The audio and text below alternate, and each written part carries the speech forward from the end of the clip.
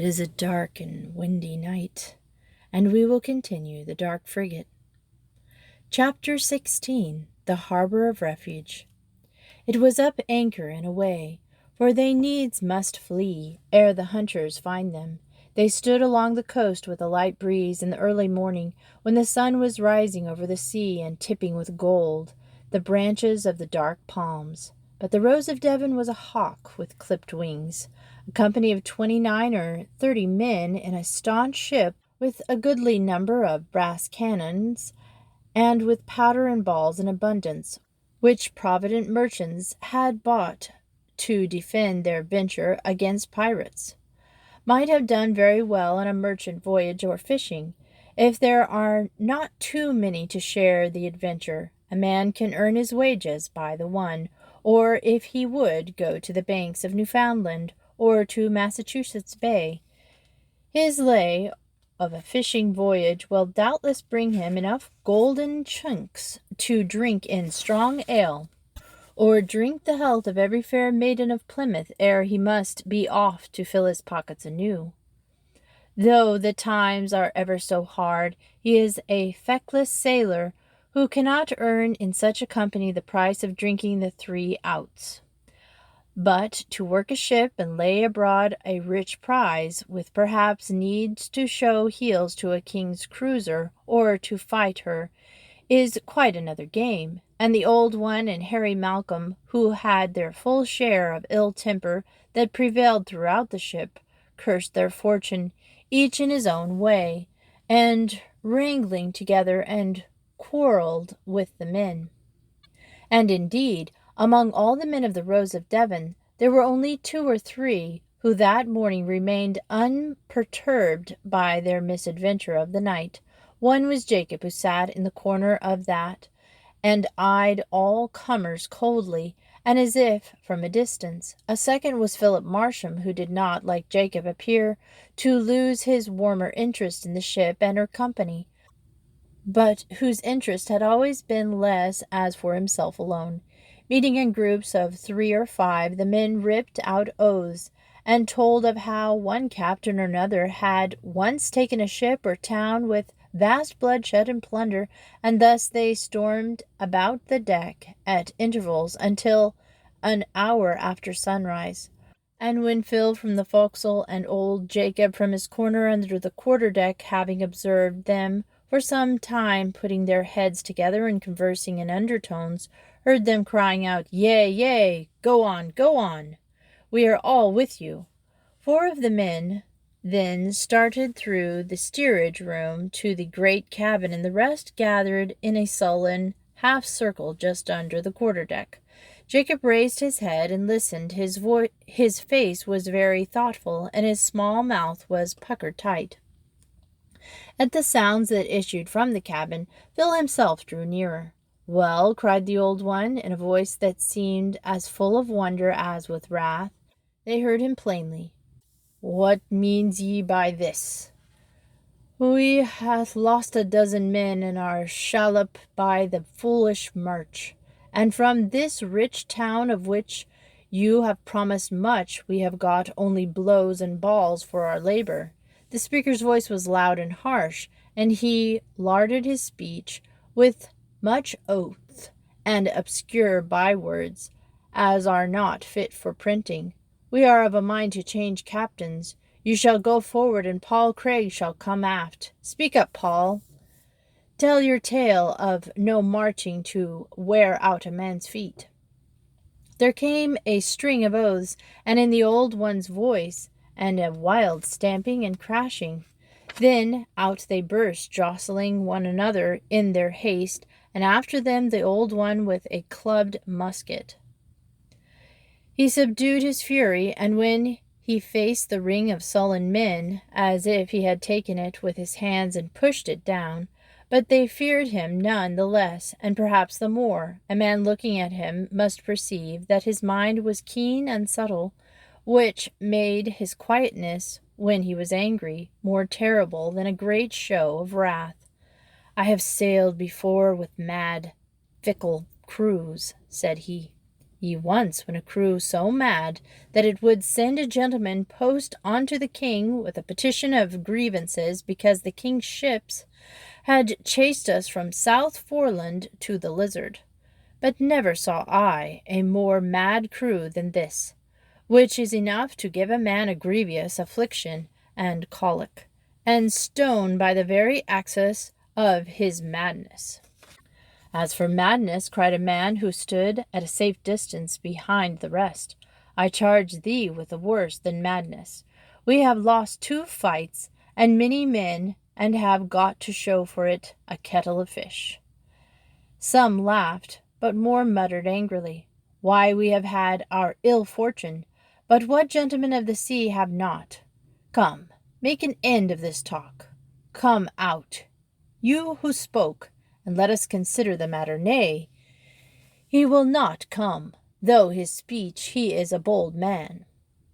Again some of them laughed, but in a mean way, for he had cowed them and his show of violence, and they feared more than ever that subtle spirit which overlapped their understanding. Listen, then, my hearts of gold, we will come about and sail back. We will lie tonight by the very town that last night we stormed. We will seek it out as a harbor of refuge. We will tell them a tale of meeting pirates who captured our shallop and part of our men.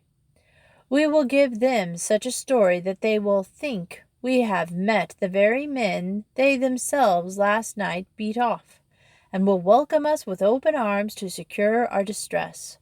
Who knows but that we can then take them by assault?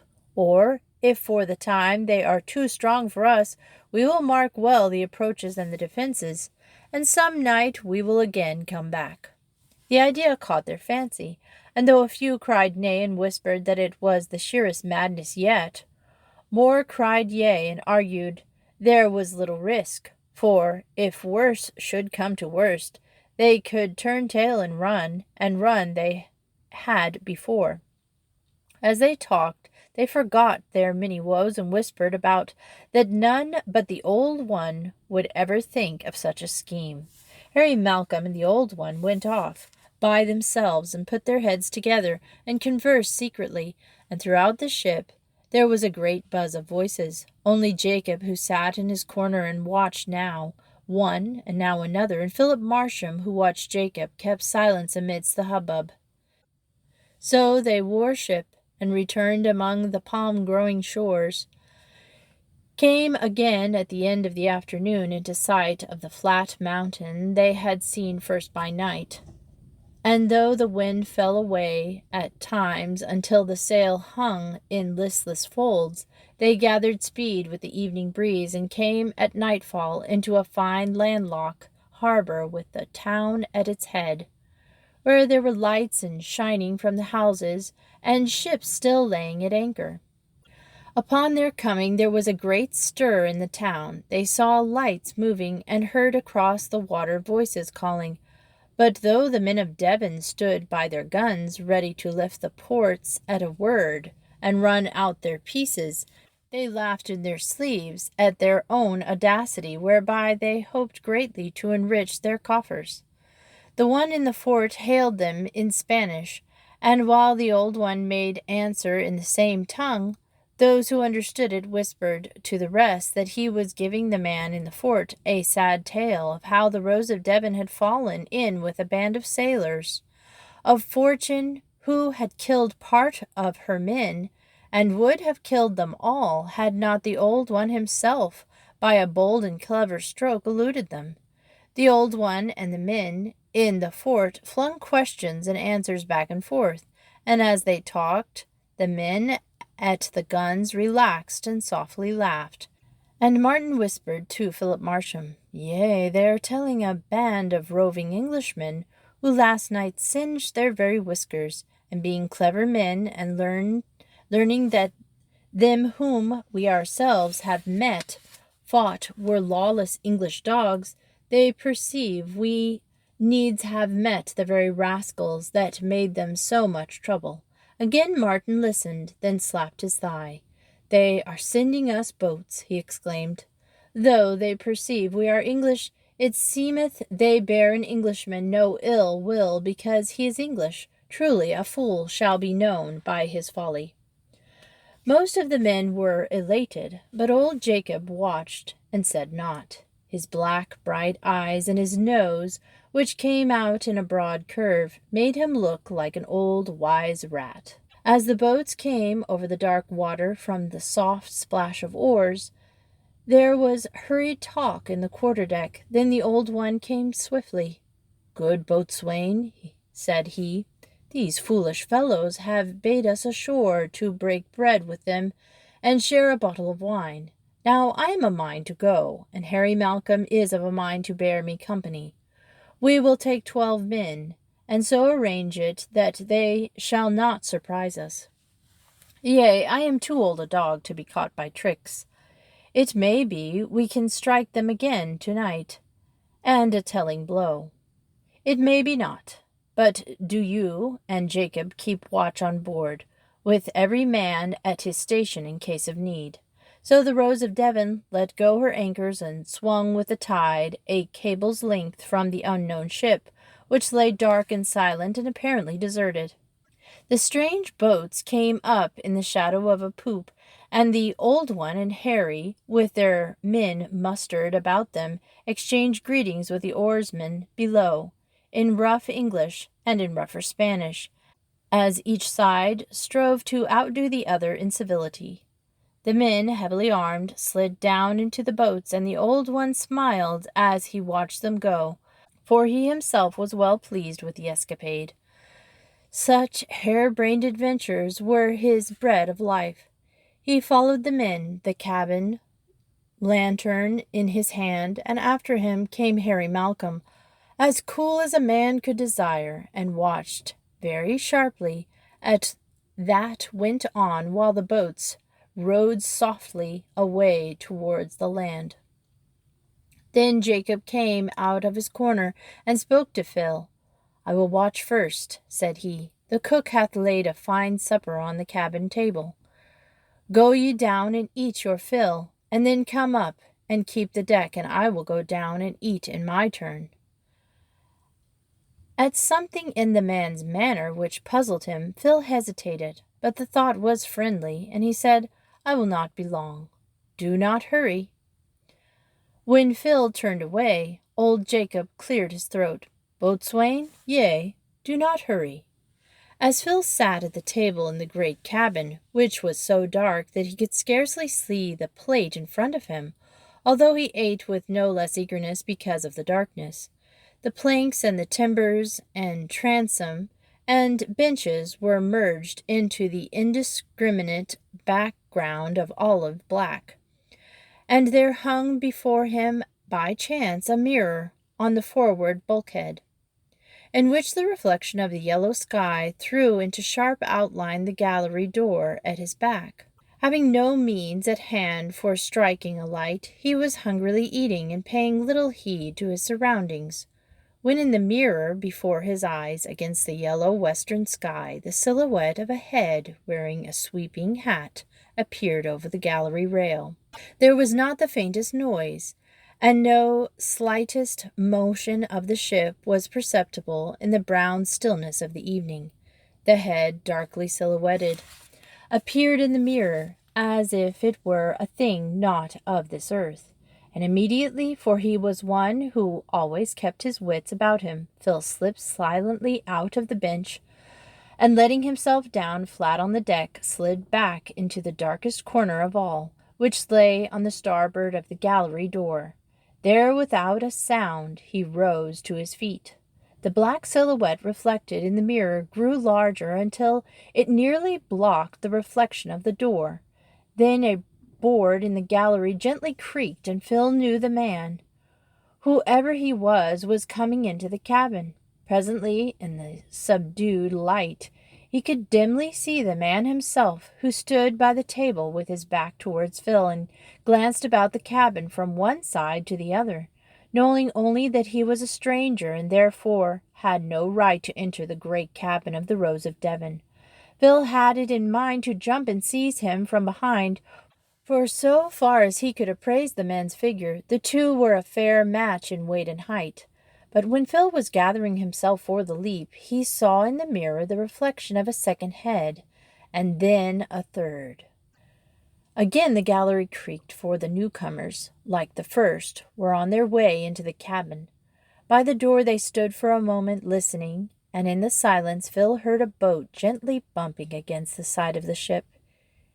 He was first of a mind naturally to cry in alarm, but were he to call for help, he would learn no more of their errand. They drew together against the table and conversed in whispers of which could distinguish nothing, although he was near enough to reach out his hand and seize hold of the curls and brave hat of the nearest of them. To attack them single-handed were an act of plain folly, for they wore swords and, doubtless, other weapons. But when he perceived that the first had got out flint and steel, he knew they must soon discover him. "Whence and for what have you come?" he said in a low voice. They turned quickly, but with admirable composure. There were never seen three calmer men. The first struck light to a slow match, and held over it the wick of a candle, drawn from his pocket, upon which the flame took hold and blazed up, throwing curious shadows into the corner of the cabin and half revealing the hangings and weapons. The men raised the candle, and the three drew close about Phil and looked at him steadily. "So a watch is set in the cabin, I perceive," the man holding the candle said in a quiet ironical smile. By main, the speech Phil knew upon the instant that they were Englishmen, and it took no great discernment to see that they were gentlemen and men of authority. They pressed closer about him. "Whence and for what have you come?" he repeated. They made no reply, but stood in the brown light, holding high their candle and looking him hard in the face. Again he heard the boat bumping against the side of the ship, and now the murmur of the wind aloft. Far away he heard a faint sound of calling, which was growing constantly louder. The three exchanged glances, and whispering to one another moved toward the gallery, but as they started to go, the one turned back and held the candle to Phil's face. "Of this be assured, my fine fellow," said he, "I shall know you well if ever I see you again." Phil was of a mind to call after them, to pursue them, to flee with them. But as it is easy to understand, there were strong reasons for his staying where he was. There had been little welcome in their faces. He stood for a moment by the table and noticed that the sky in the mirror had turned from clear to olive and deep gray, and that the lines of the door and the gallery rail had lost their sharp decisiveness, and had blurred into darkness. Then he darted out of the cabin through the steerage and called sharply, "Jacob! Jacob!" Then men watching at the guns stirred in suppressed excitement and turned from whispering uneasily. "There are strange sounds yonder, boatswain," called one. "And shall we knock out the ports and loose the tacklings?" another asked. "Be still! Jacob! Jacob!" Phil cried, running up the quarter-deck. There was no one on the quarter-deck. There was no one on the poop. The wind was blowing up into a fair breeze, and small waves were licking against the dark sides of the Rose of Devon, but the after-deck were deserted. "Jacob!" Phil cried once more, and sent his voice out far across the water, but there was still no answer. Jacob had gone. For a moment the lad stood by the rail, intently listening. The calling on shore had ceased, but a boat was rowing out from the town, and the beat of oars was quick and irregular.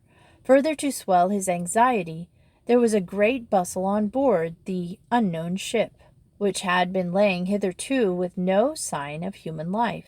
Then Philip Marsham took the fate of the Rose of Devon in his hands and leaned out over the quarter-deck gun.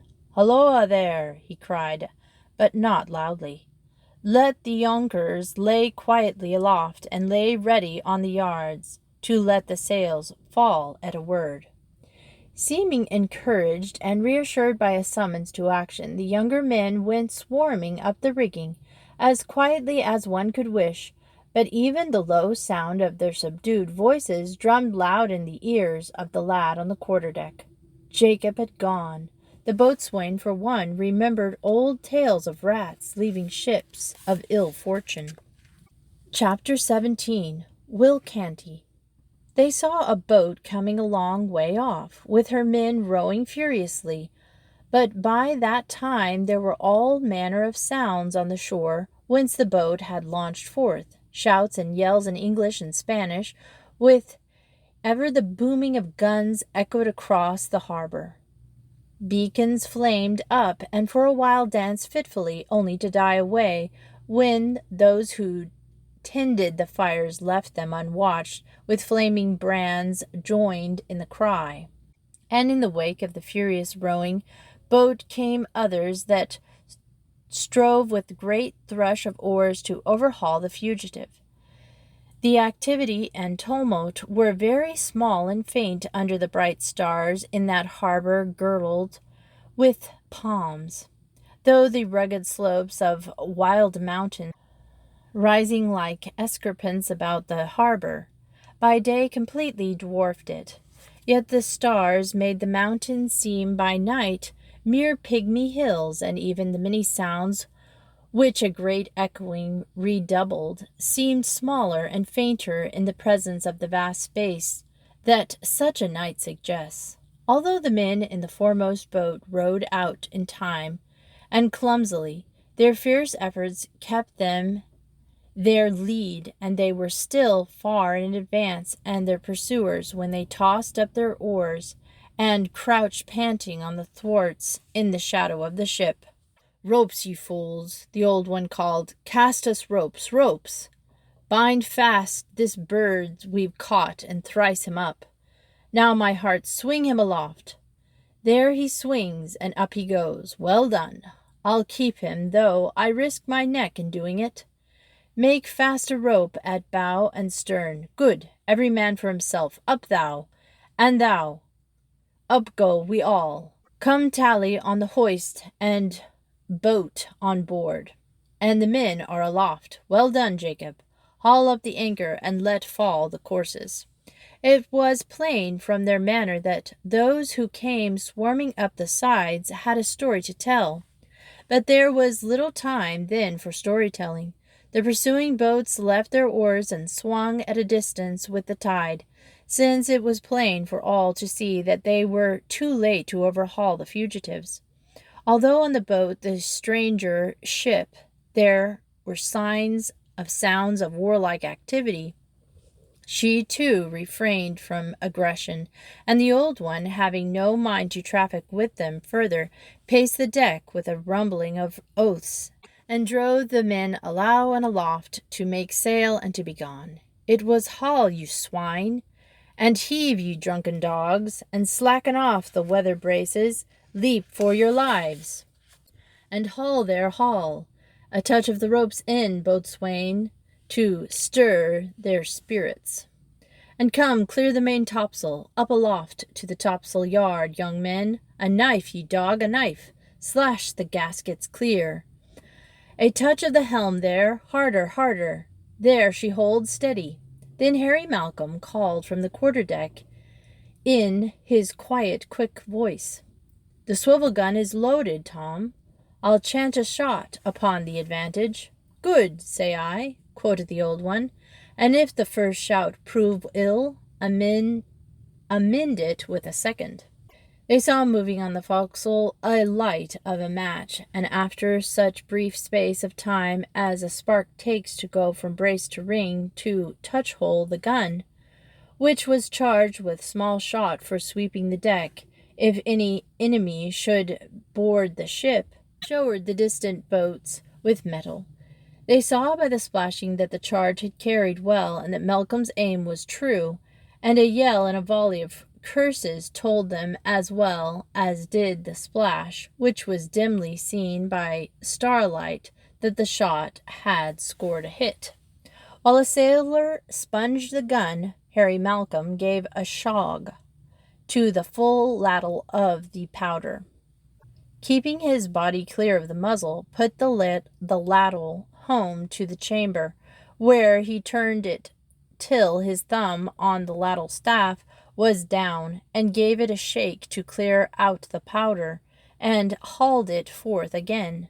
Then with the rammer he put the powder home, and drove after it a good and wad, and in anger and haste called for a shot. Then the old one laughed through his teeth. "Go thou down, Jacob," cried he, "and give them a ball from the stern chaser. To sink one of those water snakes now would be a message worthy of our parting, Jacob. Jacob, I say." There was no answer from old Jacob. It was Boatswain Marsham cried back, "He hath gone." "Gone?" quoted the old one. His face, as the starlight revealed it, was not for the reading, but despite him there was something in his voice that caught the attention of the men. "Gone?" the old one repeated, and leaned down in the darkness. The shadows quite concealed his face when he had bent over so far that no light from above could fall on it. But he raised his hand and beckoned to the boatswain in a way there was no mistaking. In response to the summons of the long forefinger, Phil climbed the ladder to his side. "You say he hath gone?" the old one quietly repeated. "When did he go?" "I do not know. He kept the deck when I went below for supper." "How did he go?" "Nor do I know that. But 3 men came into the cabin by way of the gallery while I was there." "3 men, you say? Speak on." The old one leaned back and folded his arms, though he smiled. He listened very carefully to the story of the boatswain told. "And when they came on deck, he was gone." The old one tapped the rail. "You have booked learning. Can you navigate a ship?" "I can." "Yea, it may well be that now we shall have need of such learning. It was an odd way when you and I met beside the road. I shall not soon forget that ranting fool with the book, who was as good as a bear baiting to while away an afternoon when time hung heavy.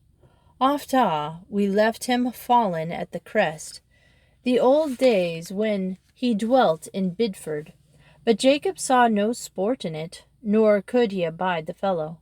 The old one looked Phil frankly in the eyes and smiled. "In faith, I had a rare game that day with Martin, whose wits are but a slubbering matter at best. But that's all done away with, and Jacob hath gone. Let him go, betide it what may.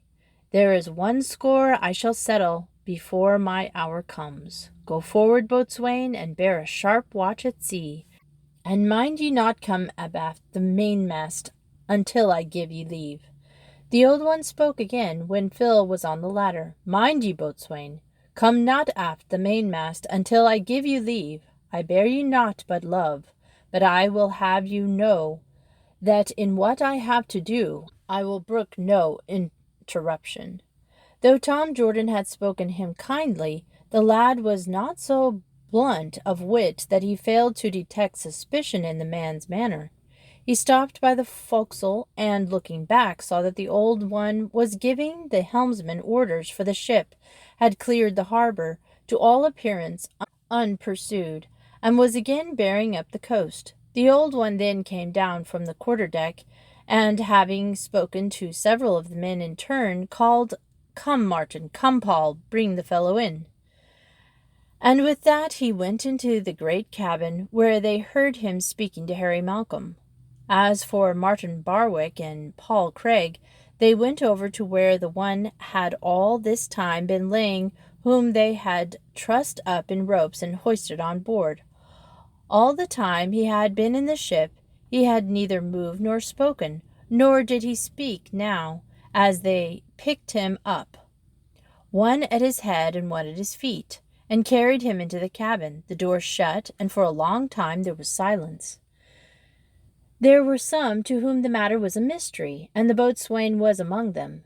But the whispering and nodding showed that more knew the secret than were ignorant of it. The ship thrust her nose into a heavy swell and pitched until her yards knocked on the masts, and the breeze blew up and whipped the tops of the waves and showered the deck with spray. The sky darkened with clouds and threatening rain, but in the ship there was such a deep silence as stifles a man, which endured and seemed, were it possible, to grow minute by minute more intense until a low cry burst from the cabin. The men sitting here and there on the deck stirred and looked at one another, but Phil Marsham leapt to his feet. "Sit down, lad," said the carpenter. "Drop your hand." "Nay, it is better that I keep my hand on your arm." "Drop your hand, hinder me not." "Nay, I am obeying orders." There came a second cry from the cabin, and Phil laid his free hand on his dirk.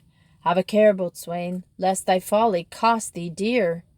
There are others set to watch the deck as well as I." And now 3 men who had been sitting by the mainmast rose. They were looking towards Phil and the carpenter, and one of them slowly walked thither. Though Phil Marsham had no fear of hard fighting, neither was he an arrant fool, and instantly he perceived that he was one man against many under circumstances that doubled the odds. His heart beat fast, and a cold sweat sprang out on his forehead. "What are they doing to him?" he demanded.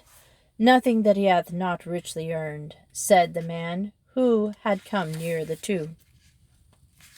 Scarcely conscious of his own thought, Phil glanced towards the dark and distant shore. But slight though his motion, the carpenter's one eye saw it, and his none too nimble wit understood it. "Nay," said he, "it is a mad conceit." The carpenter thrust his fingers through his beard, and being a kindly soul in his own way, and having a liking for the boatswain, he wished himself rid of his responsibilities. But since there was no escape from the situation, he drew a deep breath and squared his shoulders to make the best of it. "I heard a man once, when I was a little lad," he said, "who was cast ashore on the Main in Mexico, or some such place. Miles Phillips was his name, and the manner of his suffering at the hands of the Indians and the Spaniards may serve as a warning. For they flung him into prison, where he was like to have perished miserably, and many of his companions they beat and killed, or sent to the galleys, and himself and certain others they sold for slaves.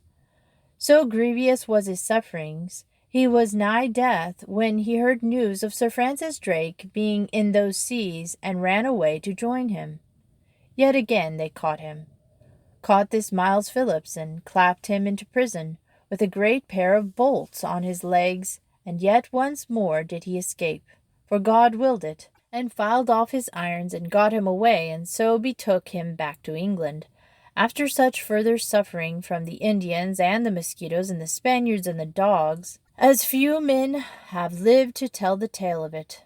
All this I have heard from the old man who knew him. It told in Master's Hicklerate's book, where any scholar of reading may find it for himself. Though not a man of reading, yet have I taken it to heart that beware of straying from a ship into a strange land. Of all the fellows had said Philip Marsham had heard no more than half, for the cry that had twice sounded still rang in his ears, although since it had died away, the second time there was only silence on the deck, save for the carpenter's rambling talk. The lad's mind leapt nimbly from the one occurrence to another in search for an explanation of the cry. "Tell me," said he, "what happened on shore?" At this the carpenter laughed, pleased with believing he had got the boatswain's thoughts off the affair of the moment. "Why, little enough. They would have persuaded us to leave our weapons at the door, but the old one was too wise a horse to be caught by the rattle of oats. And whilst he was ducking and smiling and waving hands with the Spaniards, I myself, my ears being keen, heard one cry in Spanish, for I have a proper understanding of Spanish, which I got my many pains much listening. As I was saying, I heard one cry in Spanish, Yea, that is he.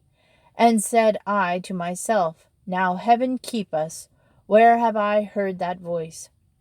And then it came upon me that I cried in English, who of us knows the dog Will Canty could talk Spanish? Whereat the old one, hearing me, turned and caught a glimpse of Will in the darkness. You know his way, a shrewd blade, but hot-tempered. There, cries he, is my man. Seize him. And with that, I being nearest, made a leap, and they being at the moment all oil to soothe our feelings and hood our eyes, were off their guard. So the old one, with likely enough, had heard for himself Will Canty saying, since he too hath a curious knowledge of Spanish, cries, back to the boat, my lads. For seest thou, if Will Canty was pointing out this one or that, there was treacherous work in the wind. So down through them we rushed all together, bearing Will with us by the suddenness and audacity of our act, and so away in a boat before they knew our thought. And who were the other Englishmen? The carpenter gave the lad a blank look. Why, there were none. Rising, Phil paced the deck, while the carpenter and the others watched him. Some scowled and whispered suspicions, and others denied them, until Phil himself heard one cry, Nay, nay, he's a true lad. 'Tis only he hath a liking for the fellow. The carpenter neither smiled nor frowned, for though he knew no loyalty deeper than his selfish interests, and though he felt no qualm regarding that which was going on in the cabin, since he had little love for the poor wretch who was the victim, he had a very kindly feeling towards those who got his liking, and it sorely troubled him that Phil Marsham should suffer thus, though it were at second hand. Come, lad, he said, sit down here and take comfort in the fine night. Laying his elbows on the rail, Phil thrust his hands through his hair and bit his two lips, and stared at the distant shore of Cuba. He feared neither Indians nor insects. There were other things, to his mind, more fearful than these. The gasping sound that then came from the cabin was one thing more than he could abide. He turned with his drawn dirk in his hand, but the carpenter was on him from behind, whispering, Come, lad, come. And because he could not but be aware of the carpenter's honest goodwill, he could not bring himself to use his dirk. Yet only by using the dirk could he have got out of the long arms that held him fast. For a moment they swayed back and forth. Then, when others were hurrying to aid the carpenter, the door of the great cabin opened. A rumbling of laughter issued. Then the old one's voice lay him here in the steerage, and shackle him fast to the mizzen. He may well be thankful that I am a merciful man. And we will continue the rest of this story next Friday or Saturday. And thanks for listening to Miss Retro Reads.